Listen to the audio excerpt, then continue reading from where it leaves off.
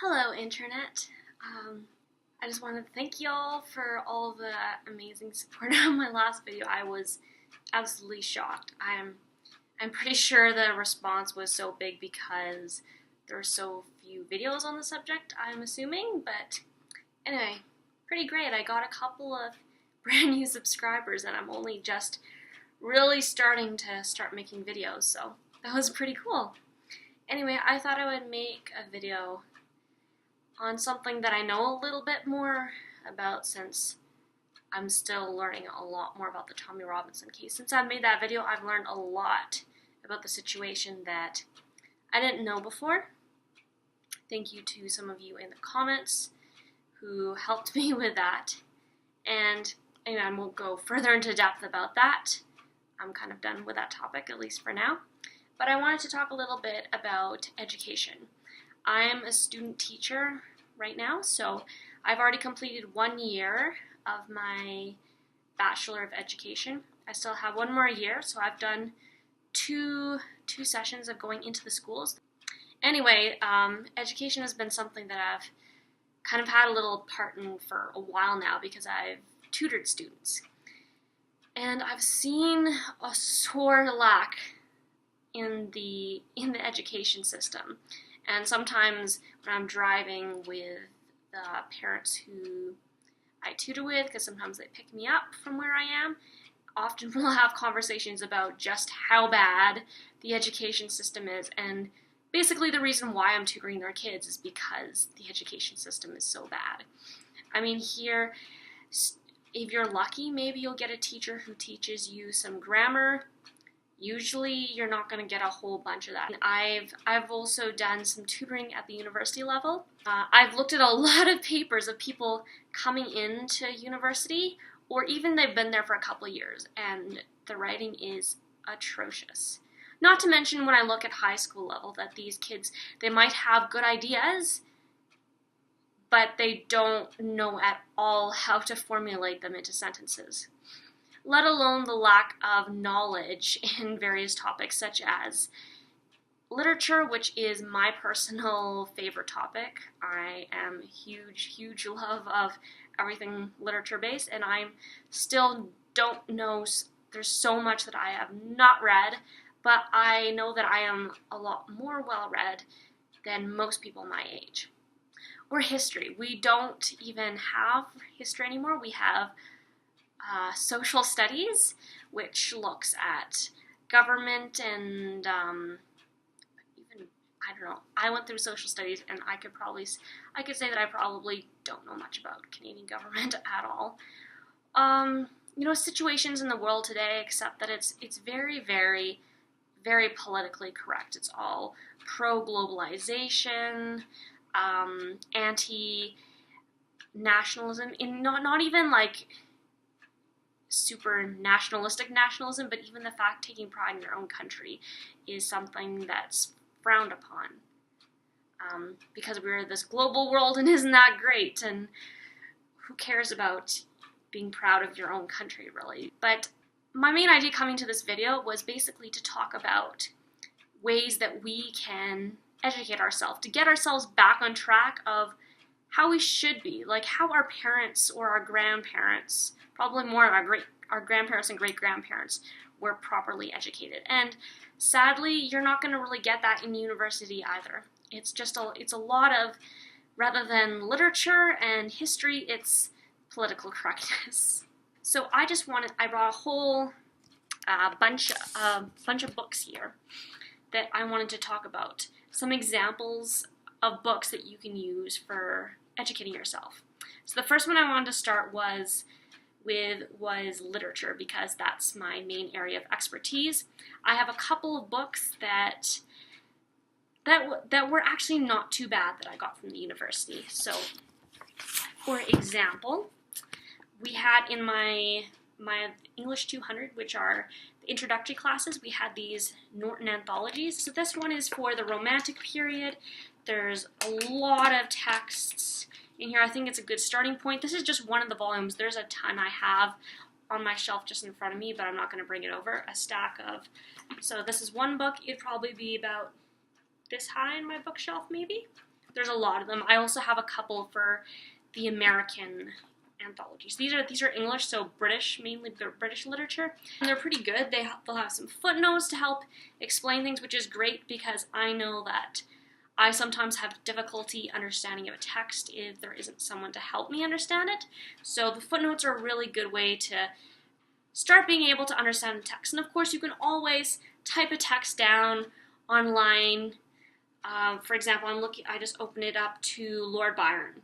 So we type in Lord Byron, darkness, analysis.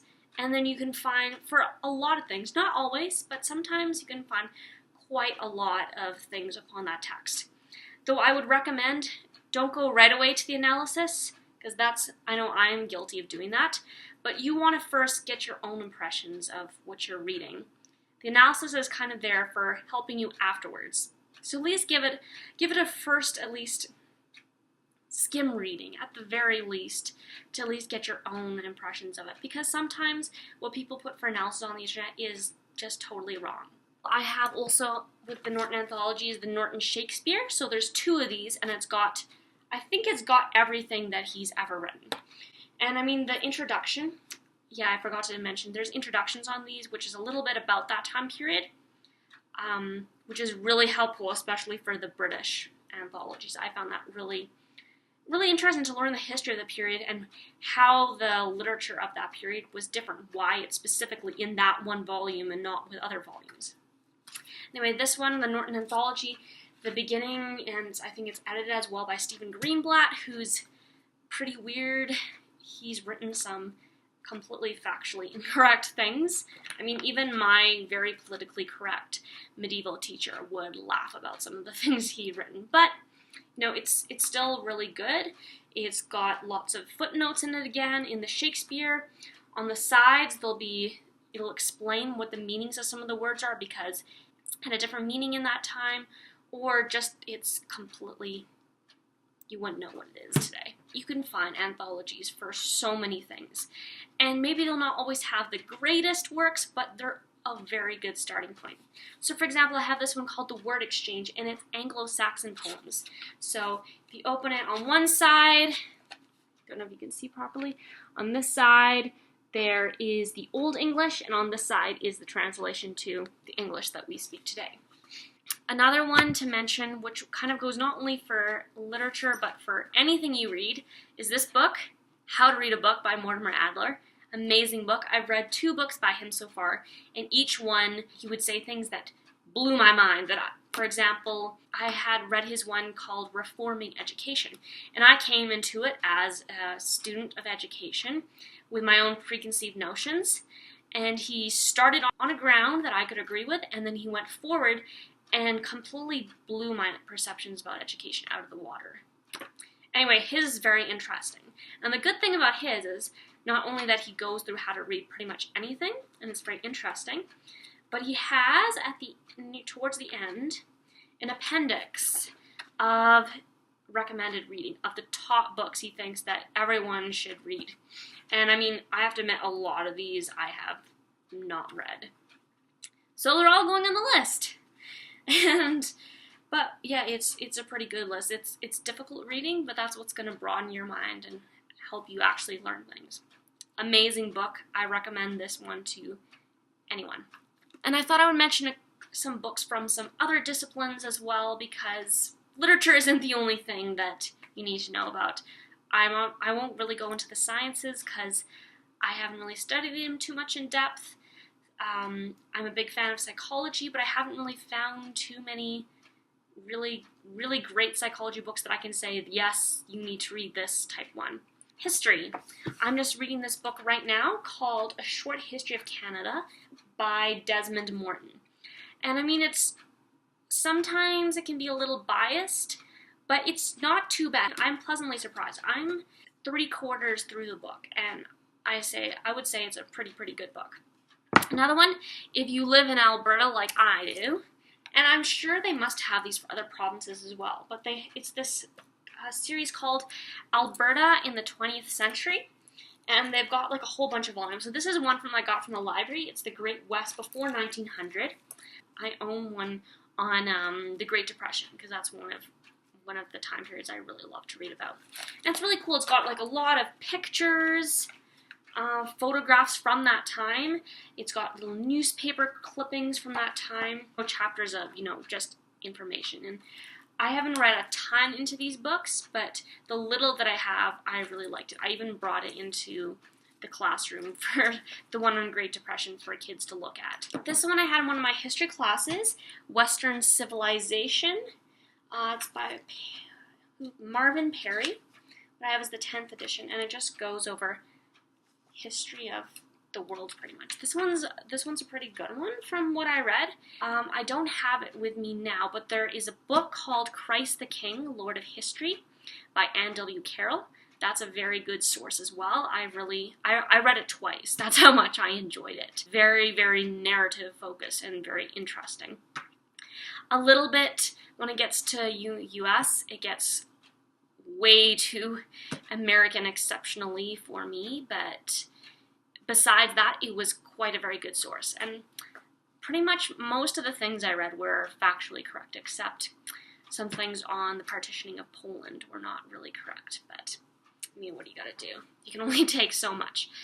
It's a philosophy textbook, but it's got some history in it as well. It's called Philosophical, Ideological, and Theoretical Perspectives on Education, and it's by Gerald L. Gutek. And this book, I loved this book. I can't even tell you how much I loved this book.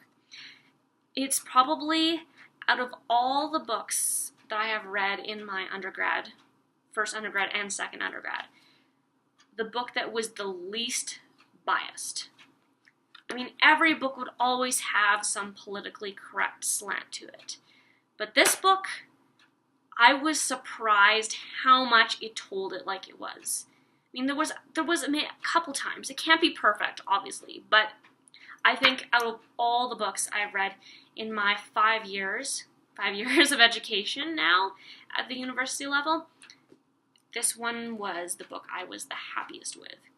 And I started reading the rest of it on, I think I have maybe 2 chapters I haven't read out of it, but I started reading it in my own free time. But it just goes over different philosophies. It starts with idealism, so talking about Plato, goes to realism with Aristotle, pragmatism, existentialism, very interesting, the parts on the Christian existentialism, postmodernism. Postmodernism was one of the chapters that I went into reading like, oh, I don't really know much about it. I know people say it's crap. And I read that chapter and I went, oh my gosh, this is literally explains everything that's wrong with the world today. It was incredible. Yeah, and then it talks about nationalism and American exceptionalism. I learned a lot reading that chapter. I definitely put some things together that I had heard about, but it really put it into words in a way that I could actually not just sort of know about it, but actually be able to talk about it myself. And then goes on further, liberalism, conservatism, Marxism.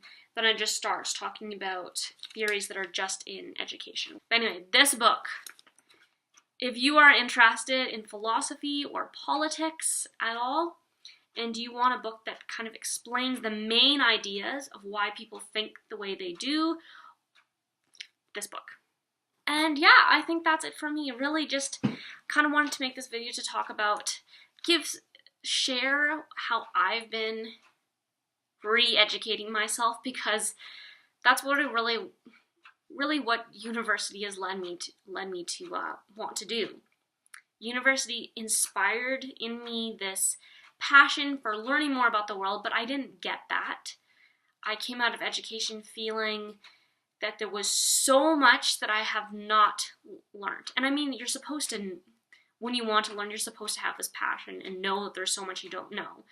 But compared to friends I have in other parts of the world, such as my friend in Argentina, for example, she has read way more than I've ever read. Or my mom, who grew up in communist Poland. She read more during her high school years than I have still read with university and continuing on.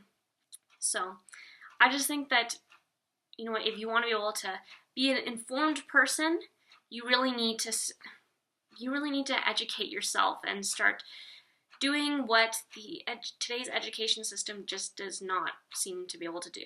And as a future teacher myself, I know I want to be able to instill a love of learning in the kids that I teach, and I also want to be able to teach them more than most teachers do. I mean, I want to give them the foundations that everyone seems to be lacking nowadays. But there's only so much I can do. There's only so much any teacher can do, really, especially if you have self-entitled kids in today's generation who just don't want to listen and don't want to learn. That's just kind of what I had to say about this topic. And anyway, if any of you have any ideas for things that you'd like to hear me talk about, if there's something in this video that sparked your imagination or questioning and you want to hear more about that, feel free to drop a comment below. Anyway, I hope you enjoyed, and I hope some of this was useful. Anyway, thank you. God bless. Bye.